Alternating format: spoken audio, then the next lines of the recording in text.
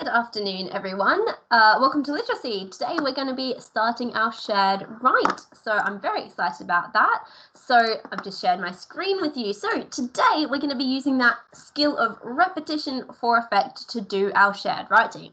Now, before we jump into it, can anybody remember what is the purpose of a recount and who is our audience? I'd like you to pause the video and say it out loud or to somebody who's nearby you just to remind yourself. All right, thank you for doing that. So the purpose of a recount is to retell a dramatic event that you experienced in your life, and who is the audience or anyone who wants to know about your life or what it's like to live through a particularly scary experience. So what is going to be our scary experience? Well, our model text that we've been looking at was a tsunami, and this week for our shared write, we're going to be writing about an earthquake.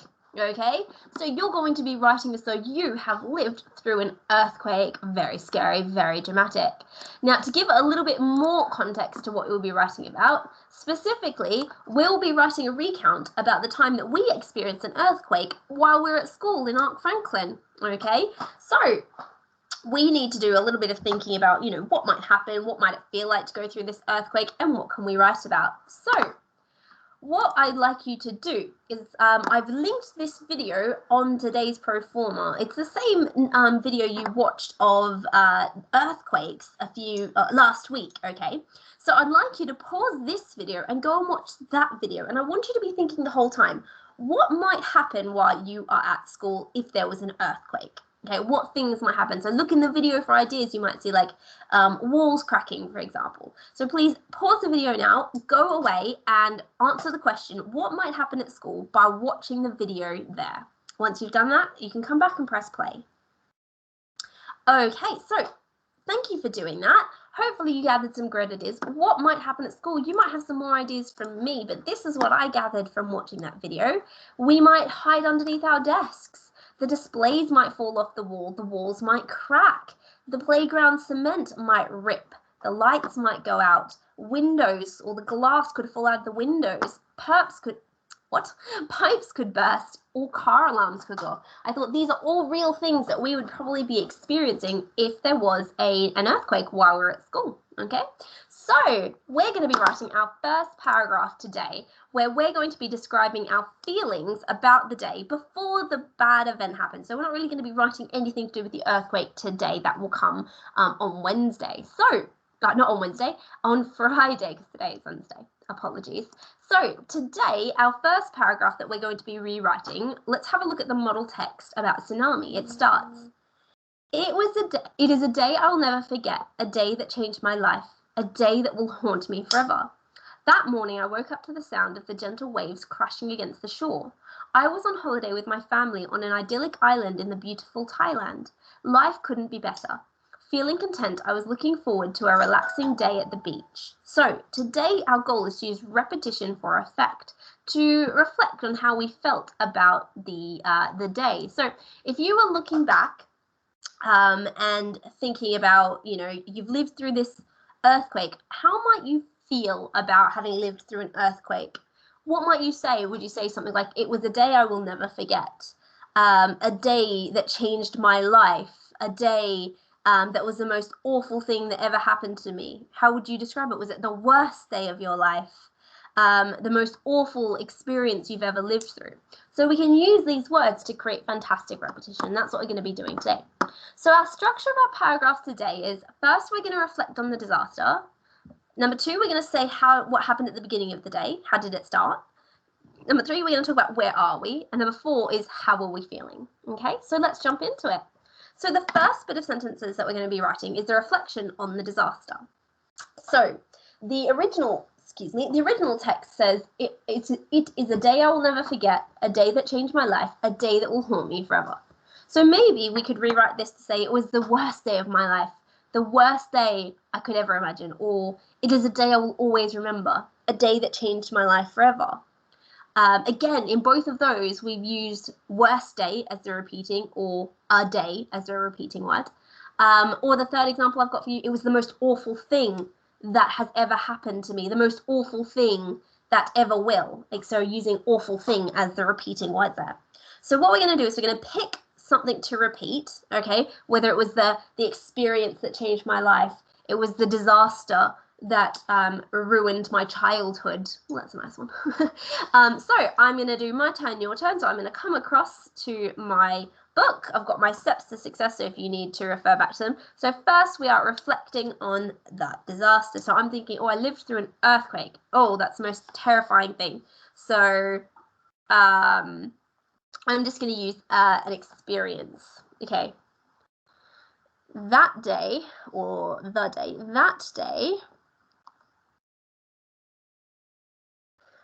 the most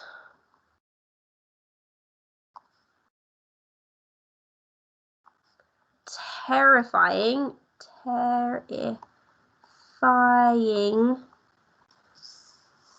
move these down here, experience. I'm going to use terrifying experience as my repeating word because I really want the audience to understand that it was a terrifying experience.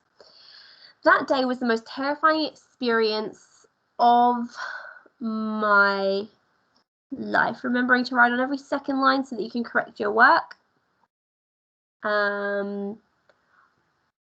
I will always remember that terrifying experience. So repeating those words again, terrifying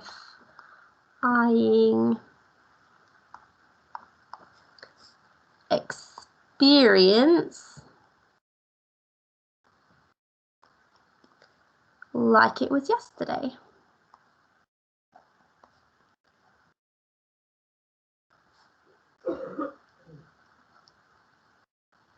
So this is used as a little hook to get my reader thinking, oh no, what happened? Oh, that's terrible. Okay, so I've picked terrifying experience. So your job is to pick something that you can repeat, just one or two words that you want the reader to really understand is the most important thing. Okay, so for me, it was the terrifying experience.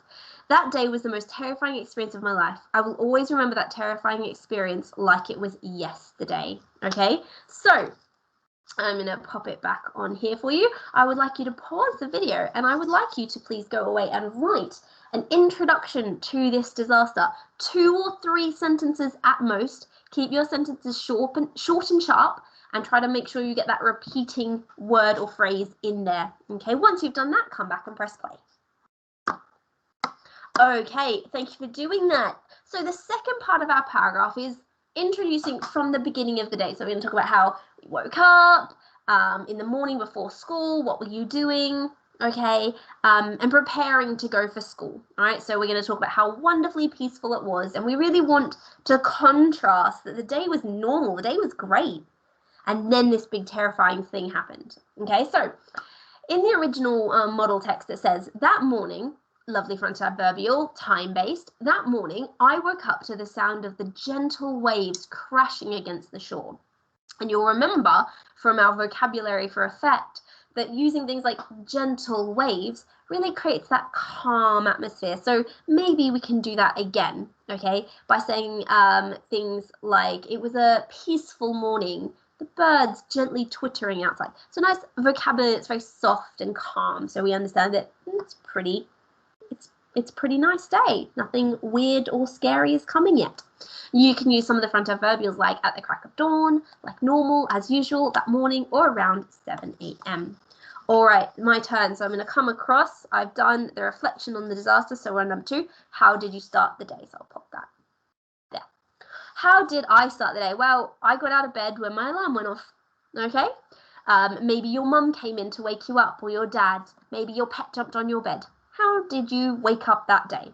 So now this is the introduction and it's almost separated. So I'm actually not going to keep writing on this line. I'm going to come down here. So early that morning,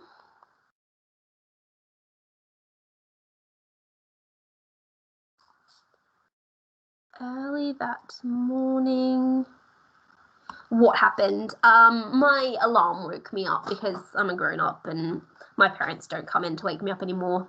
It's a bit sad. Okay, so I woke up to the, and I want to say my alarm, but I want, like, my alarm's like a musical tone. It's not like an annoying alarm. Okay, so I'm going to say up to the gentle or soft or calm, the gentle music of my alarm. Okay, so I've said exactly what I wanted to do. Okay, so how did I start? Well, my alarm woke me up. So your turn now. Pause the video. You just need to say, how did you really wake up? That's really what we're saying. How did you start the day? Okay, so once you've done that, come back and press play. Okay, well done. On to the next bit. Where were you? So now we're going to describe the place that we're in. So looking at our model text, it says, I was on holiday with my family on an idyllic island in beautiful Thailand. Life couldn't be better. Okay, so it's very like optimistic, happy place by the sounds of it. So I've put some front adverbial suggestions such as I got up, or lying there for a moment, I could hear blah, blah, blah, or swinging my legs over the edge of the bed, I stretched and got out, I don't know. And maybe for that short, sharp sentence that makes everything feel okay, we could say, everything was normal. It felt like any other day. Nothing seemed off, okay? So having a think to yourself, my turn now. So I'm going to write, where was I? So let me just reread it. Early that morning, I woke up to the gentle music of my alarm. As I climbed out of bed, and now remember, it's all first person, so make sure you're using I as much as you need to. As I climbed out of bed, what did I do? As I climbed out of bed, I stretched, past tense, my arms over my head, and maybe a nice conjunction here, while letting out a huge yawn. Letting out a huge yawn. I'm so sleepy. Okay, so full stop. And now I just want like a short, sharp sentence that was like, it was just a normal day. There was nothing to suggest today was an unusual day. I like that. There was nothing to suggest today was an unusual day. Full stop. All right, let me slide that up a little bit. So your turn now. I'd like you to pause the video, go and describe, where were you? Were you in your bedroom? What could you see? What did you do? Okay. All right, once you've done that, come back and press play.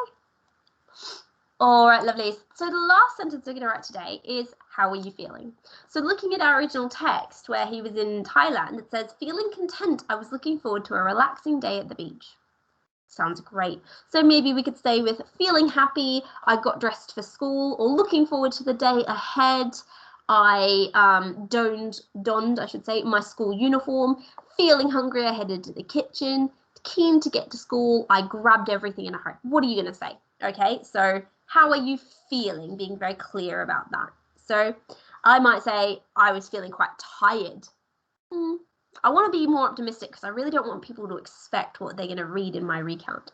So I'm going to say something more like feeling quite happy, or looking forward to the day ahead.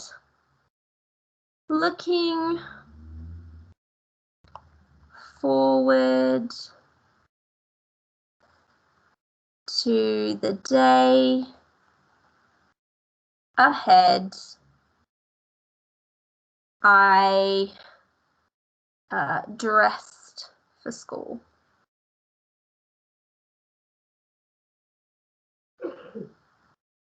Okay. All right. So your turn now. I'd like you to pause the video and write a sentence about how you felt about the day. What What were you feeling? Were you feeling tired? Were you feeling excited? Were you feeling bored? It's completely up to you. I just like to keep the reader in suspense, like, but everything's so good. And then all of a sudden, bam, it's an earthquake. That's just my preference. All right. Remember, you're not writing a story. It's not like a long narrative about who you spoke to and every single thing that you saw. You're just being factual about little things that happened on the day. All right, guys, pause the video. Once you've done that, come back and press play for our editing. All right, so what we're going to do now is we're going to be editing our paragraph. Oops, I just knocked my camera. Editing our paragraph to make sure we have everything or to make it better. So I'm going through, I'm looking for spellings, punctuation, grammar, and then I'm going to look to up-level it. Could I have made it better? So here I go. That day was the most terrifying experience of my life. I will always remember that terrifying experience like it was yesterday. Well, I'm pretty happy with that. So, early that morning, I woke up to the gentle music of my alarm. Now, there's a bit of extra information here. There's the sentence. I woke up to the gentle music of my alarm. That's a full sentence. So this bit, early that morning, is extra information. So it makes a fronted adverbial. So I need a comma to separate that extra information. Early that morning, I woke up to the gentle music of my alarm. As I climbed out of bed, I stretched my arms over my head while letting out a huge yawn. Again, full sentence, starting here. I stretched my arms over my head while letting out a huge yawn. So that means, as I climbed out of bed, is extra fronted adverbial information. Again, I need a comma. I also noticed I let out a huge what? Yawn. It says, or it almost looks like a G. Gown. I let out a huge gown. Did you? You let out a huge dress. Cinderella wears a gown. You do not put a gown out of your mouth. It should be yawn. Y-A-W-N. That's better. Huge yawn, much better. There was nothing to suggest today was an unusual day. Looking forward to the day ahead, I dressed for school.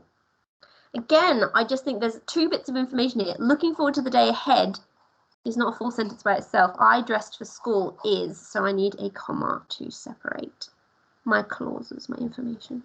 Looking forward to the day ahead, I dressed for school. Fantastic. I've checked punctuation, spelling, and grammar. So now what I'm going to do is see if I can up-level it with some more interesting vocabulary.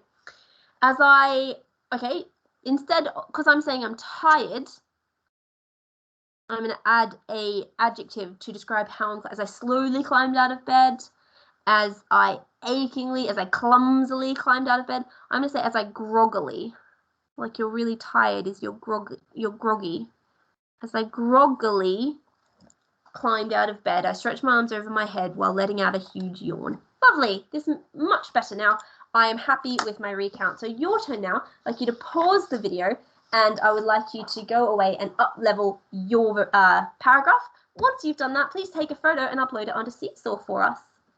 All right, guys, that's the end of our lesson today. I will see you tomorrow when we're writing the second paragraph of our recount. Have a lovely day. Bye.